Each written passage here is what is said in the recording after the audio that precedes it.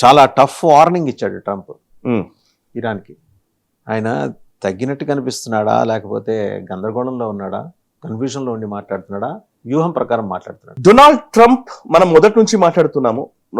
గత నెల రోజులుగా, ఈ 20 రోజులుగా ఈ యుద్ధం మొదలైన దగ్గర నుంచి ఇప్పటి వరకు చూస్తూ ఉంటే అన్ని రకాలుగా అమెరికా ఇబ్బంది పడుతూనే ఉందనిపిస్తోంది.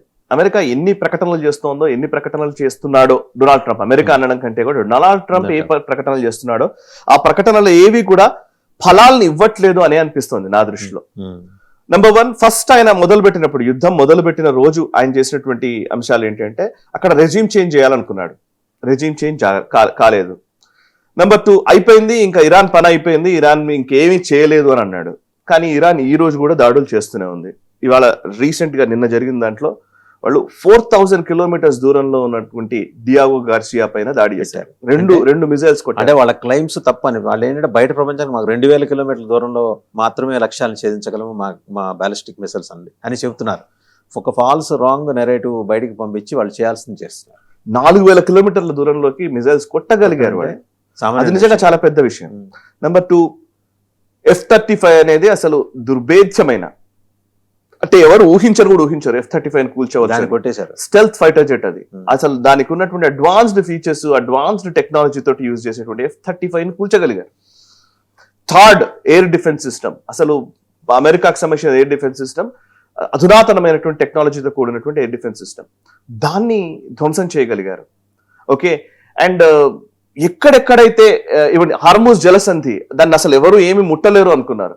కానీ ఇన్ని దేశాలు, ప్రపంచపు 20% ఆయిల్ ట్రేడ్ నడిచేటువంటి హార్మూజ్ జలసంధి ఈ రోజు దిగ్బంధించగలిగింది ఇరాన్. మనం నంబర్స్ ఏది చూసుకుని, ఇప్పుడు లాస్ట్ కి ఇజ్రాయెల్లో జెరూసలేంలో దాడి జరిగింది నిన్న. జెరూసలేంలో మిజైల్స్ పడ్డాయంట. ఏ రోజు? కరెక్ట్ గా ఈద్ రోజున. ఓకే, సో ఆ డిస్రప్షన్ లోకి ఈరోజు ఇరాన్ వెళ్తోంది. అండ్ దాన్ని నిలువరించడం కోసం డొనాల్డ్ ట్రంప్ ఏం చేసినా అది కుదరట్లే. ఇప్పుడు రీసెంట్ గా ఆయన ఇచ్చినటువంటి మరొక హెచ్చరిక ఉంది. 48 గంటలు మీకు టైం ఇస్తున్నాము. ఈ 48 గంటల్లో హార్మూజ్ జలసంధిని మీరు క్లియర్ చేయకపోతే, ఓపెన్ చేయకపోతే, అందరూ వెళ్ళడానికి కావాల్సినటువంటి ఆ వెసులుబాటు కల్పించకపోతే ఇరాన్ కి సంబంధించిన పవర్ గ్రిడ్స్ మొత్తం ధ్వంసం చేస్తామని అన్నాడు. ఇరాన్ పవర్ గ్రిడ్స్ ని ధ్వంసం చేస్తామని డొనాల్డ్ ట్రంప్ అంటాడు. నిజంగా చేయగలడేమో, దాంట్లో డౌట్ లేదు. ఎందుకంటే ఇరాన్ కి ఉన్న మేజర్ డిసడ్వాంటేజ్ ఏంటంటే వాళ్ళకి ఎయిర్ డిఫెన్స్ సిస్టమ్ లేదు. వాళ్ళకి స్ట్రైకింగ్ క్యాపబిలిటీస్ బాగున్నాయి. వాళ్ళు స్ట్రైక్ చేయగలుగుతున్నారు డ్రోన్లతోటి, మిజైల్స్ తోటి, వాళ్ళకు ఉన్నటువంటి టెక్నాలజీ తోటి వాళ్ళు స్ట్రైక్ చేయగలుగుతున్నారు. కానీ వాళ్ళు డిఫెన్స్ చేసుకోలేకపోతున్నారు.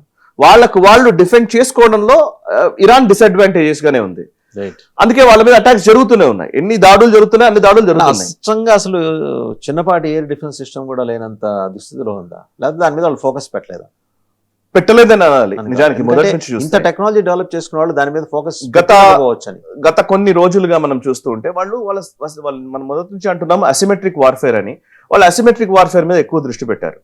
వాళ్ళ ఆర్మీ ఒకవైపు, ఇంకోవైపు ఐఆర్జీసీ నుంచి ఇప్పుడు బాసిజ్ మిలిటరీ, రకరకాల పద్ధతుల్లో వాళ్ళు వాళ్ళ వార్ఫేర్ ని మార్చారు. వాళ్ళ డాక్టరైన్ ఎలా ఉంటుందంటే మన రెగ్యులర్ వార్ఫేర్ కాదు. రెగ్యులర్ గా అయితే ఏం చేస్తారు, ఆర్మీ ఉంటుంది, ఎయిర్ ఫోర్స్ ఉంటుంది, నేవీ ఉంటుంది, అండ్ ఇంటెలిజెన్స్ ఏజెన్సీస్ ఉంటాయి. సో ఇట్లా ఒక అనుసంధానంగా పనిచేస్తారు. కానీ వాళ్ళకి అట్లా కాదు. వాళ్ళకు ఒక మిలిటరీ, ఇంకోవైపు Islamic revolutionary, Iran revolutionary guard corps, ఇంకోవైపు బాసిజ్ మిలిటరీ.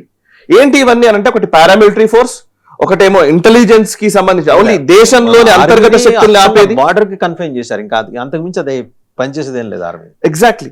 సో అది కాక వాళ్ళకు టన్నెల్స్ లో వాళ్ళు అండర్ గ్రౌండ్ లో పనిచేసే విధానం ఉంది. వాళ్ళకి హార్మూజ్ ని ఎట్లా ఆపాలి అనే దానికి సంబంధించి ఒక డాక్టరైన్ ఉంది. సో వాళ్ళ వార్ఫేర్ డిఫరెంట్ గా ఉంది. జనరల్ గా అన్ని దేశాలకు ఉండేటువంటి, ముఖ్యంగా అమెరికా కావచ్చు, వెస్టర్న్ కంట్రీస్ కావచ్చు, ఈవెన్ భారతదేశం, మిగతా అన్ని దేశాలకు ఒక రకమైనటువంటి విధానాలు ఉంటే వాళ్ళకు ఒక అసిమెట్రిక్ విధానాల్ని వాళ్ళు రూపకల్పన చేసుకున్నారు. దాని మీద కొంతమంది చెప్తున్నది ఏంటంటే, మొదటి నుంచి కూడా ఇరాన్ ఆ మధ్య మన మిడిల్ ఈస్ట్ లో గల్ఫ్ వార్ జరిగినప్పుడు కావచ్చు, లేక తాలిబాన్ల పైన దాడి జరిగినప్పుడు కావచ్చు, లేకపోతే ఇంకోవైపు ఇటు రెజీమ్ చేంజ్ ఆపరేషన్స్ అమెరికా ఎలా చేస్తుంది అనే అంశాల్లో కావచ్చు, ఇప్పుడు బంగ్లాదేశ్ లో ఎలా మార్చారు, ఎలా నేపాల్లో చేంజ్ చేశారు, శ్రీలంకలో ఎలా చేంజ్ చేశారు, లేకపోతే మిగతా దేశాల్లో ఎలా వాళ్ళు ఎక్స్ప్లాయిట్ చేస్తారు, గడాఫీని ఎలా దించారు. ఓకే, అండ్ తాలిబాన్ లో పైన ఎలాంటి అటాక్స్ చేశారు, ఇవన్నీ డాక్టరైన్స్ ని, ఇవన్నీ మిలిటరీ ఎట్లాగైతే అమెరికా ఆయా దేశాలని కబళించిందో వాటన్నిటి మీద పూర్తి రీసెర్చ్ చేసి పర్ఫెక్ట్ అన్ని అంశాలని అవగాహనలోకి తీసుకుని రూపొందించినటువంటి వార్ఫేర్ అని కొంతమంది చెప్తున్నారు. సో ఇప్పుడు అందరూ ఏమంటున్నారు, ఎందుకని ప్రజల్లో వ్యతిరేకత లేదా ఖమేనీకి పైన, వీళ్ళు ఎందుకు బయటకు రావట్లేదు అని అంటే, యాక్చువల్లీ వాళ్ళు ముందే ఊహించారంట, ప్రజల్లో వ్యతిరేకత రాకుండా ఉండడం కోసం ఒక మిలీషియాని పెట్టారు అక్కడ. బాసిజ్లో ఒక విభాగం మొత్తం దాని మీదనే పనిచేస్తుంది, ప్రజల్లో వ్యతిరేకత రాకుండా ఉండడం కోసం, ప్రజల్ని కంట్రోల్ చేయడం కోసం. ఇంకోవైపు బయట అటాక్స్ ఎలా చేయాలో దాని మీద ఒక పర్టికులర్ వ్యవస్థ ఉంది. IRGCకి సంబంధించి ఒక 31 విభాగాలు చేశారు. దాన్ని 31 విభాగాల్లో ఇప్పుడు ఆప్షన్ ఏంటంటే, మన దగ్గర మామూలుగా అయితే జనరల్ స్థాయి వ్యక్తిని కొట్టారనుకోండి, వాళ్ళ కమాండ్ ఇవ్వాలంటే ఎలా, కష్టం వస్తుంది, రావాలి, హెడ్ క్వార్టర్స్ రావాలి కదా. అట్లా కాకుండా ఇప్పుడు ఏం చేశారంటే, జనరల్ తర్వాత బ్రిగేడియర్ తర్వాత ఇంకా కింద మేజర్ జనరల్, కిందకు వస్తే కెప్టెన్ స్థాయి వరకు పైన వాళ్ళు చనిపోతున్న కొద్దీ ఆ నెక్స్ట్ లెవెల్ వాళ్ళు ఇమీడియట్ గా నిర్ణయాలు తీసుకునే విధంగా, అంటే డిసిషన్స్ తీసుకునే విధంగా, టేక్ ఓవర్ చేసి డిసిషన్స్ తీసుకునే విధంగా వాళ్ళు ట్రైన్ చేశారంట. సో అందుకే IRGC ఎంత మందిని చంపినా మళ్ళీ కింద స్థాయిలో ఉన్న వాళ్ళు మళ్ళీ పెరుగుతూనే ఉన్నారు. ఎక్కడ ఒక చోట ఇప్పుడు మీరు 20 రోజుల్లో అటాక్స్ ఏ రోజు ఆగలేదు, ఇరాన్ ఎక్కడ ఆపలేదు. చూడండి మీరు, గల్ఫ్ దేశాల మీద అటాక్ కంటిన్యూ చేస్తూనే ఉంది, కొడుతూనే ఉంది. టాప్ క్రీమ్ ని చంపింది 12, 4, 16 మందిని చంపారండి. ఇంకా 4 ఇజ్రాయెల్ హిట్ లిస్ట్ లో ఉన్నారు. కరెక్ట్ వీళ్ళు క్రీమ్, బట్ వీళ్ళు కాక ఇలాంటి వాళ్ళు మరి 30 చోట్ల ఉన్నారు మళ్ళీ. అవును, ఇలాంటి వాళ్ళు ఎగ్జాక్ట్ గా. అవును. సో మరి అండర్ ఎస్టిమేట్ చేయడం కదా ట్రంప్, ఇది డొనాల్డ్ ట్రంప్ అండర్ ఎస్టిమేట్ చేయడం ఒకటి. రెండోది ఏంటంటే డైవర్షన్ కూడా. అంటే డొనాల్డ్ ట్రంప్ రెండిట్లలో సక్సెస్ అయ్యాడు, మిగతా అన్నిట్లో ఫెయిల్ అయ్యాడు. కానీ నెంబర్ 1 దేంట్లో సక్సెస్ అయ్యాడంటే, ఫస్ట్ అంశము తన ఎప్స్టీన్ బయటకు తీసుకురాగలిగాడు, దృష్టిని మళ్లించగలిగాడు. రెండోది ఏంటంటే, ఇరాన్ ఈ మిడిల్ ఈస్ట్ లో ఉన్నటువంటి అన్రెస్ట్ ని రేజ్ చేయడంలో ఇజ్రాయెల్ ఏమనుకుందో, లేకపోతే బిబ్లికల్ థాట్ ప్రాసెస్ ని ఆయన ప్రూవ్ చేసుకోగలిగాడు. ఇజ్రాయెల్ లేకపోతే నెతన్యాహుతో ఉన్న బంధము, ఆయన క్రిస్టియన్ ఏదైతే ఒక భావజాలం నుంచి వచ్చాడో, ఫార్ రైట్ వింగ్ కి సంబంధించిన వ్యక్తి కాబట్టి దాంట్లో ఆయన కొంచెం ఒక సక్సెస్ అవ్వగలిగాడు. అండ్ దట్ క్రిస్టియన్ బ్రదర్హుడ్ అంటారు కదా, దాన్ని తీసుకురావడంలో సక్సెస్ అవ్వగలిగాడు. రెండోది ఏంటంటే, ఇందాక నేను చెప్పినట్టుగా ఎప్స్టైన్ నుంచి బయటపడ్డాడు, కానీ మిగతా అనేక సమస్యల్ని క్రియేట్ చేసి పెట్టాడు. నిజంగానే ఇరాన్ పవర్ ప్లాంట్స్ ని ధ్వంసం చేశాడు అనుకుందాం, హైపోథెటికల్ అనుకుందామండి. పరిస్థితి ఏంటి? ఇరాన్ కంప్లీట్ అంధకారంలోకి వెళ్ళిపోద్దా వాళ్ళకి? ఎందుకంటే వాళ్ళ ప్లాంట్స్ నడవాలంటే గ్యాస్ ఆధారిత ప్లాంట్స్ చాలా ఉన్నాయి. ఇప్పుడు గ్యాస్ కూడా రాని పరిస్థితి వచ్చింది కదా. ఇప్పుడు లారిజాని ఇప్పుడు లేడు, కానీ లారిజాని స్టేట్మెంటే నేను చెప్తున్నాను. ఇంతకు ముందు కూడా మనం ఇది మీద మాట్లాడాము. ఇది వరకు పవర్ గ్రిడ్స్ మీద అటాక్ చేస్తామని చేసి చూడండి, మేము చీకట్లో ఎక్కువ ఫైట్ చేయగలము అన్నాడు. సో ఈ చీకట్లో ఫైట్ చేస్తామేమో అని అన్నాడు. సో లారిజాని స్టేట్మెంట్ అది, ఇంతకు ముందు ఆయన చనిపోక ముందు ఇచ్చిన స్టేట్మెంట్. సో ఇప్పుడు నిజంగానే మరి వాళ్ళు ఒకటేంటంటే, ఇరాన్ ఆల్మోస్ట్ అంతా కోల్పోయింది, ఇంకా మిగిలింది అండ్ అందులోనూ మార్టిర్డమ్ అనే ఒక ఫ్యాంటసీ ఉంటుందండి. బేసికల్లీ వాళ్ళకి ఏంటంటే, చనిపోయిన తర్వాత తను స్వర్గానికి వెళతాడు, ఎవరికి అగేన్స్ట్ గా ఫైట్ చేస్తున్నాడు, యహూదీలకి అండ్ అమెరికాకి వ్యతిరేకంగా ఫైట్ చేస్తున్నాడు, కాఫీర్స్ కి వ్యతిరేకంగా ఫైట్ చేస్తున్నాడు అనే దాన్ని బాగా బలంగా తీసుకెళ్లారు.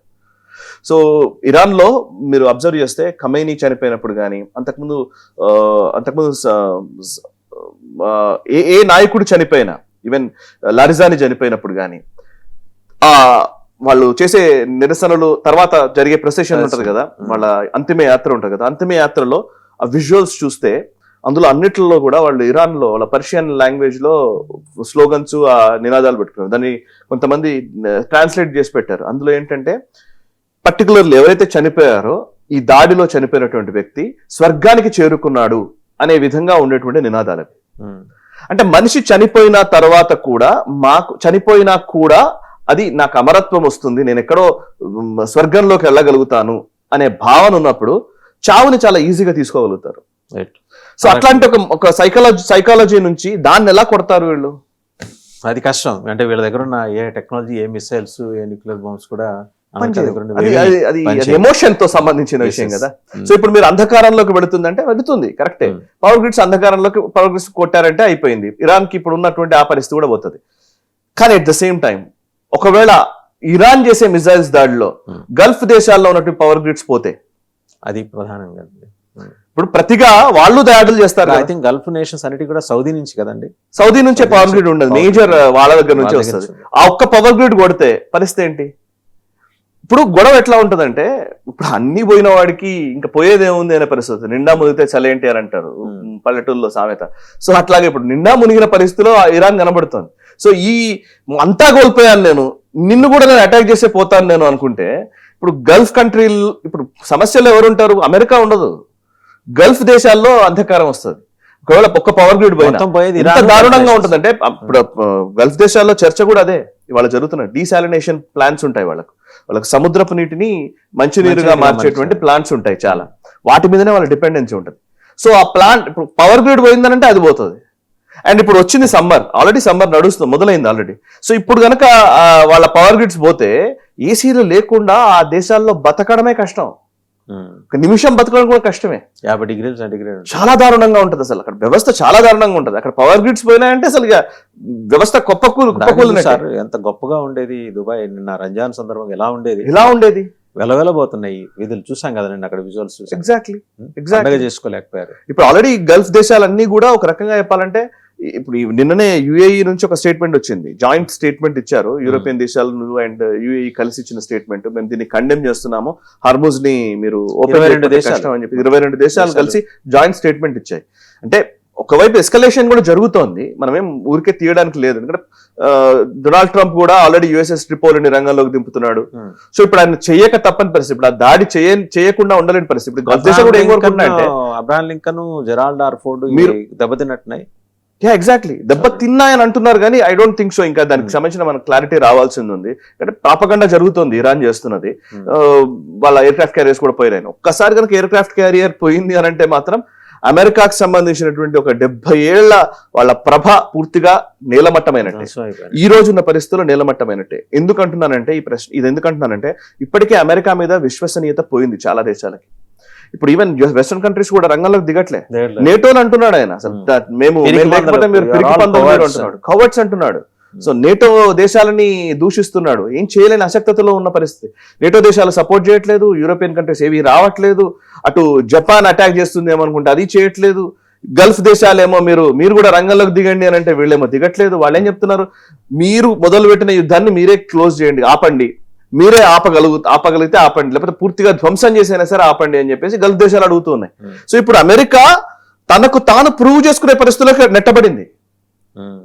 అంతకు ముందు మాట్లాడిన మాటలకి ఈ రోజు ఎట్లా వచ్చిందంటే, ఇవాళ నేను ఇరాన్ నేనే కంట్రోల్ చేయగలను అని ఇప్పుడు అమెరికా ప్రూవ్ చేసుకోవాలి, ఇరాన్ కాదు ఇప్పుడు నిలబెడతారా లేదని. అమెరికా ప్రూవ్ చేసుకోకపోతే ఏమవుతుందంటే, ఇప్పుడు అమెరికా మీద డిపెండెన్సీ ఉన్నాయి చాలా దేశాలకి. ఇవాళ యుఏఈ ఆలోచిస్తోంది బ్రహ్మోస్ మిసైల్స్ మన దగ్గరికి వెళ్ళి తీసుకోవాలని. వేరే దేశాలు వెళ్ళిపోతాయి, పక్క దేశాలకు వైపు వెళ్ళిపోతాయి. సో రష్యా నుంచి S-400 తీసుకోవచ్చు. ఇప్పుడు థర్డ్ పని చేయట్లేదు కదా, థర్డ్ పని చేయట్లేదు అనేది ప్రూవ్ అయింది అనుకోండి, S-400 తీసుకుంటానంటారు. S-400 మనం సరిగ్గా సమర్థవంతంగా రష్యా కూడా పెద్ద ఇబ్బంది లేదు. మన ఆకాశ్ తీర్ తీసుకుంటా అంటారు, మీడియం రేంజ్ వస్తుంది కదా, ఆకాశ్ తీర్ తీసుకుంటా అంటారు. ఇట్లా అంటే మొత్తం అన్ని మారిపోతాయి, అలైన్మెంట్స్ మారిపోతాయి. ఈ యుద్ధంలో కనుక అమెరికా ఈ రోజు ఇరాన్ ని పూర్తిగా కంట్రోల్ చేయకపోతే రాబోయే 5-10 సంవత్సరాల్లో పూర్తి అలైన్మెంట్సే మారిపోతాయి. ఈక్వేషన్స్ అన్ని చాయిస్ ఇచ్చి గల్ఫ్ నేషన్స్ ని ఎంచుకోవాలి అంటే రష్యాకి చైనాకి మధ్య వాళ్ళు ఎవరిని ఎంచుకునే అవకాశం ఉంది ఎక్కువగా, అంటే బ్యాంక్ అవటానికి? ఎవరు? గల్ఫ్ నేషన్స్, గల్ఫ్ దేశాలు ఆబ్వియస్లీ ఇప్పుడు చైనా తోటే కనెక్ట్ లో ఉన్నారు వాళ్ళు. చైనాతో చాలా ఒప్పందాలు జరిగాయి కాబట్టి చైనా వైపు మొగ్గు చూపొచ్చు. బట్ డిఫెన్స్ పరంగా చైనా మీద డిపెండ్ అవుతారని నేను అనుకోవట్లేదు. తెలివైన దేశాలు ఏవి చైనా మీద డిపెండ్ అవ్వవు డిఫెన్స్ పరంగా. ఎందుకంటే డిఫెన్స్ లో Pakistan is the best example. Pakistan direct example కనబడుతుంది. బట్ రష్యా విషయంలో ఎగ్జాంపుల్ డైరెక్ట్ భారత్ ఉంది. సో S-400 మనం ఉన్నాం. సో నేను అనుకునేది ఏంటంటే డిఫెన్స్ అవసరాలు వేరుగా ఉంటాయి. ఈవెన్ ఫ్రాన్స్ నుంచి తీసుకోవచ్చు రఫేల్. F-35 వాళ్ళ ఫెయిల్ అయిందనంటే ఫ్రాన్స్ రఫేల్ కి మార్కెట్ పెరుగుతుంది. ఓకే, సో ఇట్లా మనం కాంబినేషన్స్ అన్ని మారిపోతాయి అంటున్నాను. అందుకే నేను ఈక్వేషన్స్ మారిపోతాయి. యూఏఈ గానీ వాళ్ళ కింగ్డమ్స్ చాలా జుడిషియస్ గానే వ్యవహరిస్తున్నట్టు కనిపిస్తుంది. వాళ్ళ అంటే థాట్ ప్రాసెస్ కానీ కొంత మోడర్న్ థాట్ ప్రాసెస్ లో వచ్చారు.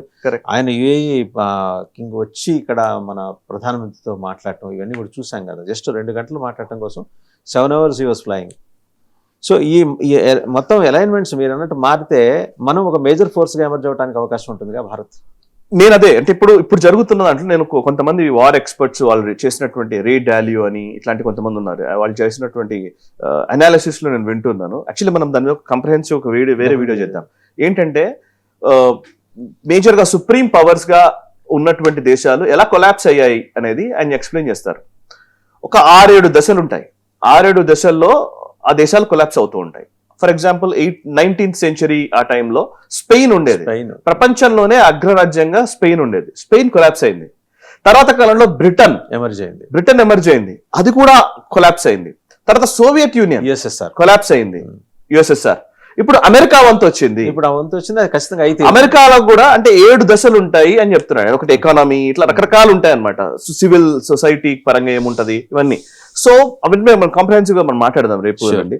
సో ఓవరాల్ గా 7 స్టేజెస్ క్రాస్ చేసే పరిస్థితులకి ఇవాళ వస్తుంది. ఇవాళ డాలర్ డిస్టెబిలైజ్ అయ్యే పరిస్థితి వచ్చింది, ఎనర్జీ క్రైసిస్ బిల్డ్ అవుతుంది. సుప్రీం పవర్ మీద ఏమైతుందంటే ఒక సుప్రీం పవర్ గా మారిన తర్వాత దాని మీద ఎక్స్పెక్టేషన్స్ ఉంటాయి, దానికి అలైన్ అయినటువంటి దేశాలు చాలా ఉంటాయి. ఇప్పుడు బ్రిటన్ ని నమ్ముకొని చాలా దేశాలు ఉన్నాయి. కానీ ఏమైంది, బ్రిటన్ చతికిలబడ్డ తర్వాత, హిట్లర్ దాడితోటి చతికిలబడ్డ తర్వాత ఏమవుతుంది, మిగతా దేశాలన్నీ పక్కదారి చూసుకుంటాము, దీని మీద డిపెండ్ అవ్వకూడదు అని వస్తుంది. సో ఇప్పుడు యుఎస్ పరిస్థితి కూడా అదే. యుఎస్ మీద డిపెండెన్సీ ఉంది. ఇప్పుడు జపాన్ డిపెండ్ అయి ఉంది, ఇప్పుడు గల్ఫ్ దేశాలు డిపెండ్ అయి ఉన్నాయి, ఇట్లా చాలా దేశాలు ఉన్నాయి. వాళ్ళ డిఫెన్స్ సిస్టమ్ మీద డిపెండ్ అయి ఉన్నాయి, వాళ్ళ ఎకానమీ మీద డిపెండ్ అయి ఉన్నాయి, డాలర్ మీద డిపెండ్ అయి ఉన్నాయి, ట్రేడ్ మీద డిపెండ్ అయి ఉన్నాయి. ఇప్పుడు డొనాల్డ్ ట్రంప్ వచ్చిన తర్వాత అన్ని నాశనం చేశాడు, ట్రేడ్ అవుట్ చేశాడు. ఓకే, డాలర్ ఈరోజు డిస్టెబిలైజ్ అయిపోయింది. ఎనర్జీ క్రైసిస్ వస్తే ఏది చేయలేని పరిస్థితిలో ఉన్నారు. అతను ఇచ్చినటువంటి డిఫెన్స్ ఎస్టాబ్లిష్మెంట్ ఏదైతే థాడ్ దగ్గర నుంచి వాళ్ళు ఇచ్చిన ఫైటర్ జెట్స్ దగ్గర నుంచి అవన్నీ కూడా ఇప్పుడు పనికిరావు అనే భావన వస్తుంది. ఒకవేళ ఇవన్నీ ప్రూవ్ అయితే, నేను ఇప్పుడే అయిపోయిందని చెప్పట్లే, బట్ ఇవన్నీ కాలక్రమంలో పడతాయి. పాస్ట్ 20 years లో జరుగుతున్న పరిణామాలు ఇవి. నెక్స్ట్ 10-15 years కి ఏమవుతుందో తెలియదు. ఇట్లాంటి ఒక కొత్త న్యూ వరల్డ్ ఆర్డర్ వస్తే ఆ న్యూ వరల్డ్ ఆర్డర్ లో ఏ దేశం ఎమర్జ్ అవుతుంది అనేది we have to see. Definitely Bharat కి ఒక ఆపర్చునిటీ అక్కడ పరిగణలోకి వస్తాయంటే నమ్మదగిన, నమ్మలేని. అంటే నమ్మలేని అనే దానికి ఎక్కువగా 70-80% చైనాకే పడతాయి. ఎగ్జాక్ట్. నమ్మదగిన అనేప్పటికీ మనకి 100% భారతదేశం అనే ఒక అవకాశం అయితే మనకు ఉంది. ఎప్పుడు కూడా పొలిటికల్ లీడర్స్ కి కూడా ఒక మామూలుగా చెప్తారండి, రాజకీయ నాయకుల్లో కూడా ప్రతి 10 సంవత్సరాలకు ఒక మార్పు వస్తుందండి. ప్రతి దేశంలో, మన భారతదేశంలో చూస్తే కూడా మీకు పొలిటికల్ గా కానీ అన్ని రకాలుగా మార్పులు వస్తాయి ప్రతి 10 సంవత్సరాలకి.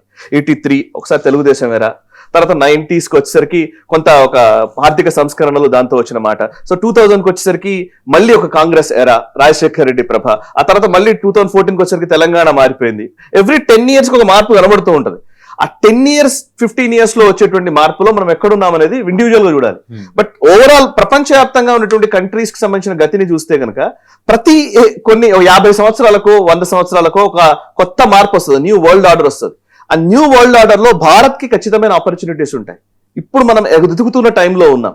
ఓవైపు చైనా చూస్తోంది, రష్యా సుప్రీం పవర్ అవ్వదు, ఇంకా అయిపోయింది, దాని టైం అయిపోయింది.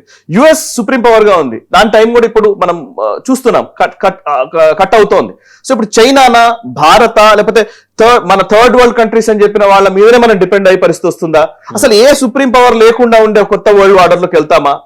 ఆర్టిఫిషియల్ ఇంటెలిజెన్స్ టైంలో, గ్లోబలైజేషన్ ఎఫెక్ట్ లో మనం చూడాలి ఏం జరుగుతుంది.